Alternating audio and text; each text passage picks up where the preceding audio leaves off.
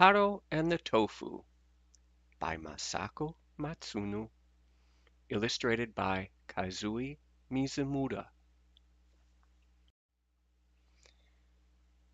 This edition of Taro and the Tofu is published by the World Publishing Company.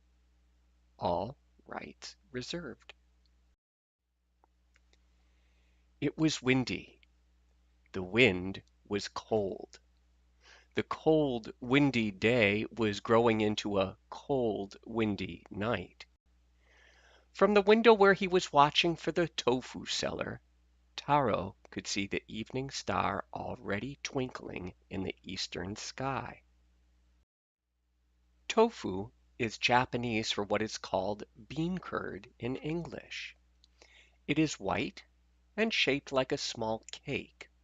It is soft and cool to the touch, and it is very nourishing, so it is one of the most important foods of the Japanese people. Usually, Taro's mother bought tofu from an old peddler who came along the street every evening. Pooh! Pooh! Pooh! His trumpet sounded, calling his wares.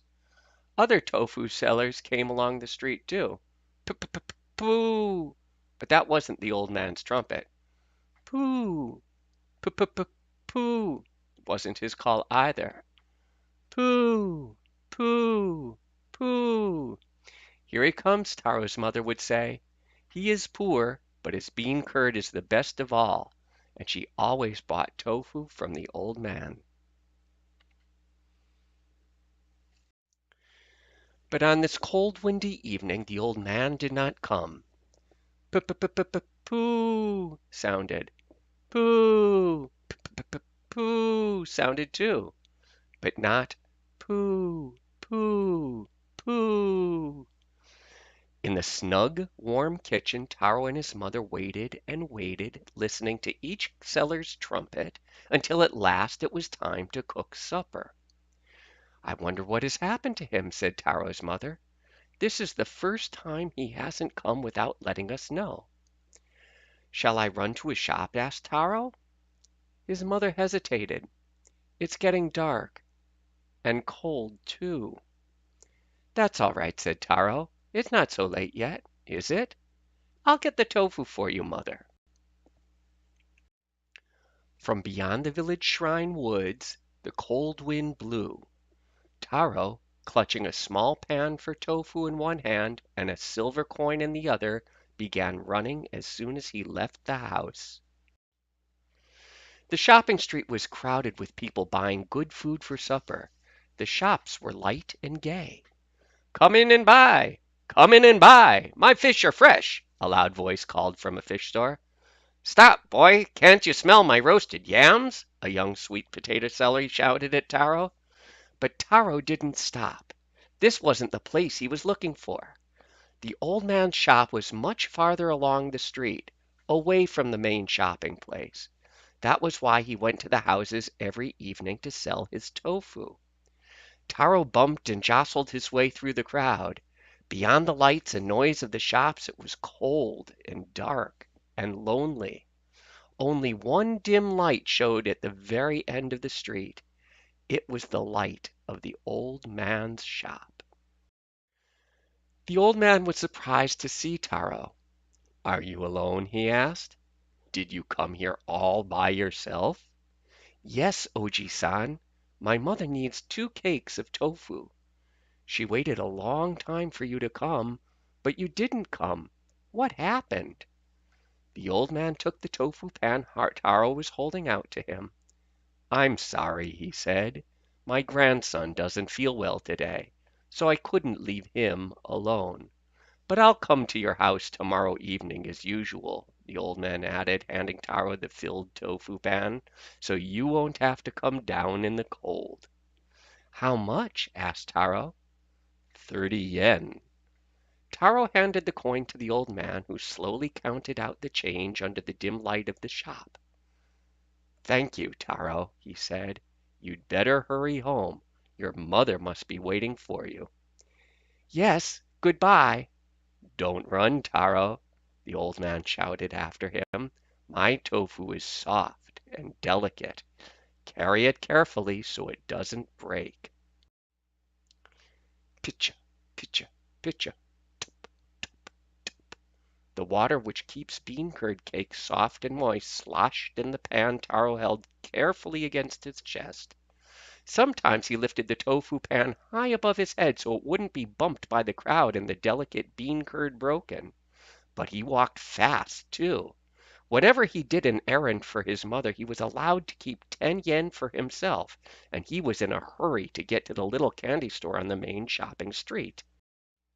The candy store was run by an old lady with big glasses who always sat in a far corner of the shop reading a newspaper.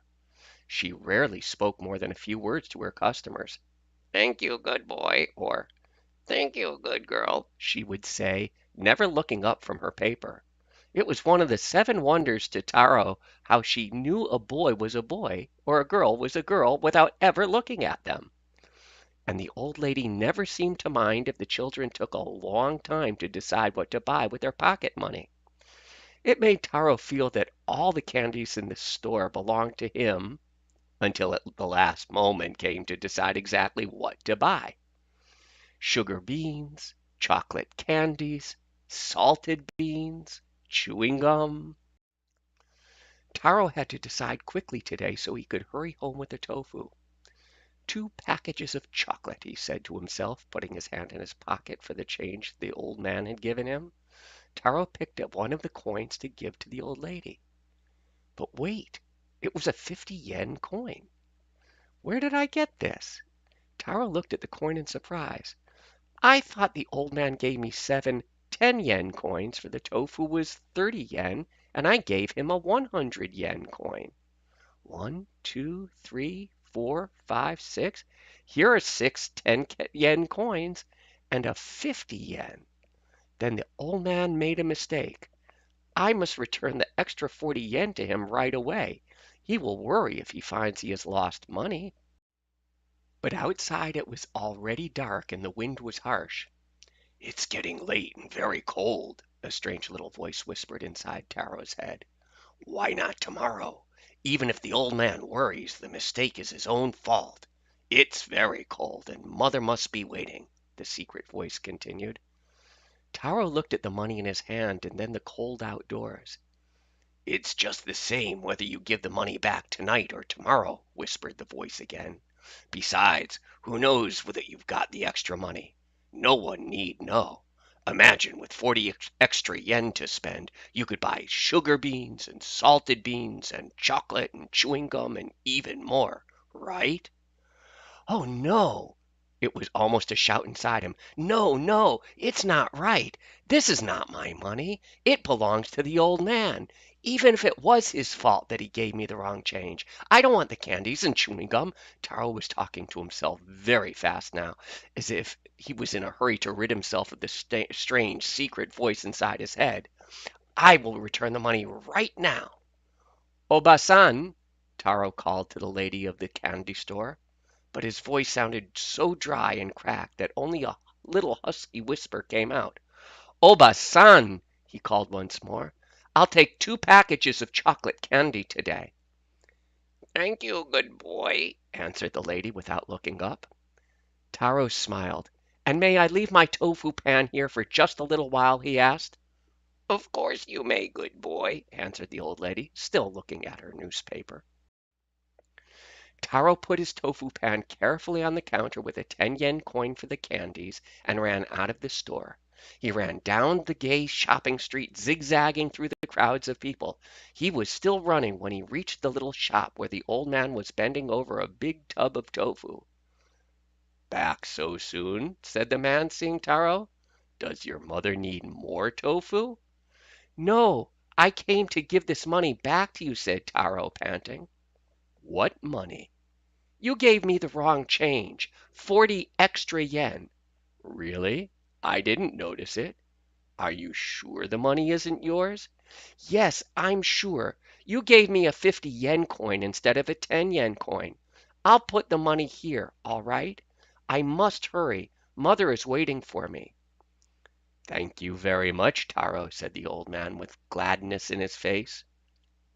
Taro was happy, but he was embarrassed too, for he remembered the strange little voice.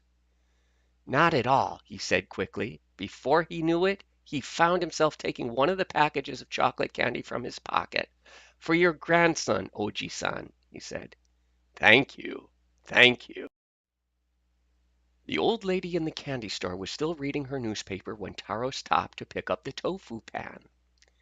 "Thank you for keeping it for me," said Taro. "Not at all, good boy," said the lady, and much to Taro's surprise she looked straight at him. Taro had never seen her look at anything except her newspaper. What was more, she was smiling at him behind her big glasses, almost as if she knew what had happened. But no, it couldn't be possible. "You'd better hurry, good boy. It's very late," said the lady. Taro nodded and went out of the store with his tofu pan. Most of the shops on the shopping street were closed now, and only a few people still lingered there. The wind was very cold. Anyway, thought Taro, it doesn't matter if the lady knows what the voice said, because I gave back the money. He was so happy that he wanted to run all the way home, but he remembered to walk carefully with the old man's delicate tofu. Pitcha, pitcha, tup, tup. The water in the pan sloshed softly and rhythmically, as if it was trying to match Taro's light spirit. In the warm, cozy kitchen, Taro told his parents what had happened to make him so late. He told them about finding the 40 extra yen, and he told them about returning it to the old man's shop.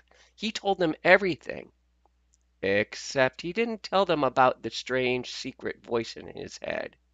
Nor did he tell them about giving the candy to the old man's sick grandson.